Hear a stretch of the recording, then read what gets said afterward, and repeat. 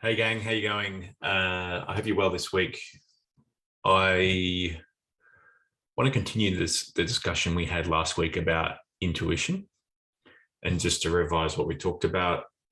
All of you will have been recognizing that the amount of We had last data week that about you've got to intuition. process, and just the amount of data that you've got to process to make decisions is increasing exponentially all the time.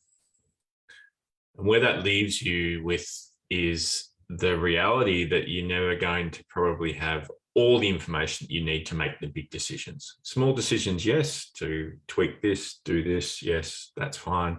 To make the big decisions, often it requires a leap. It requires to have some faith. It requires for you to access some higher intelligence to make that decision. What I want to cover this week is a really, really important technique in accessing your own innate intuitive ability. If you're able to use this, you can quickly and easily receive the intuitive responses from within your own body, so that can give you an insight into the decisions you've got to make. And if you continue, if you, I guess, ignore this or don't use this particular tool, what can happen is that you've only got analysis available to you and not intuition. So here's the technique. The technique is this, which is that as you access your intuitive abilities, what you will notice is that it's always the first response that you receive to a question when asked that is your intuitive guidance.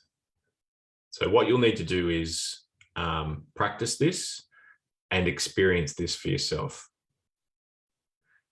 Over time, you'll notice that, at the start of experiencing this, what you'll notice is that the mind will kick in as soon as you receive that intuition, and it will either want to add more information in there so that it'll make it so grey and cloudy you can't receive it as clearly as you like, or you'll want to dismiss it because it'll say, well, no, it doesn't know what it's talking about in its own particular way of doing that.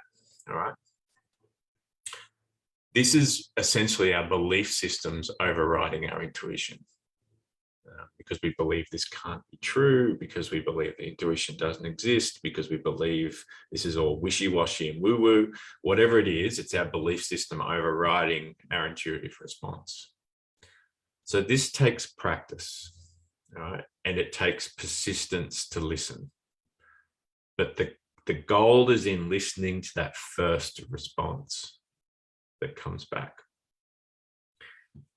So here's the process. The process is this. We want to, again, like I talked about last week, do all our homework, read everything we can on a topic. And then we want to craft our specific question. Now, this can be done on a bus. It could be done, between meetings. It can be done really quickly. And it's about crafting a specific question that you want an answer to. Then in crafting that answer, so for example, it could be with this decision around keeping a particular person in the organization, in my team, should I focus on coaching them to improve, or is the right thing for them or I for them to leave this role and to go to a new role? Right. So both of those situations could be right. Does that make sense? And obviously you would gather all the data, and then you would ask your specific question.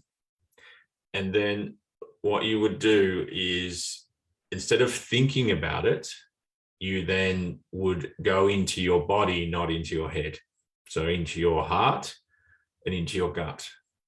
So literally what I mean by that is place your attention, focus your attention, your awareness in those areas, and then breathe and relax.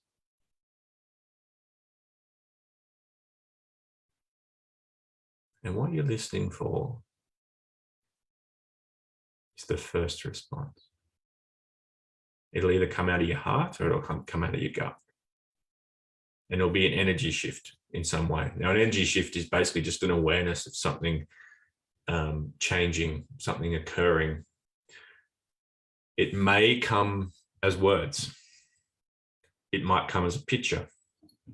Either way, you being able to sit with and read that response will give you greater insight around the scenario and what you think the right option is.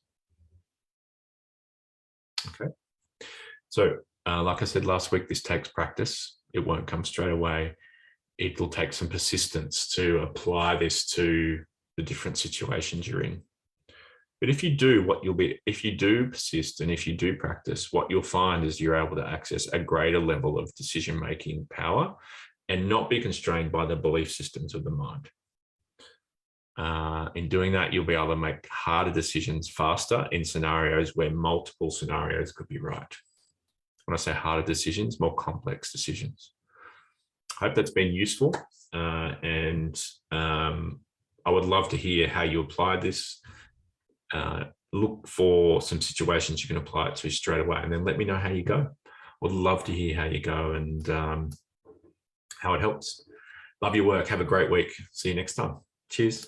Bye.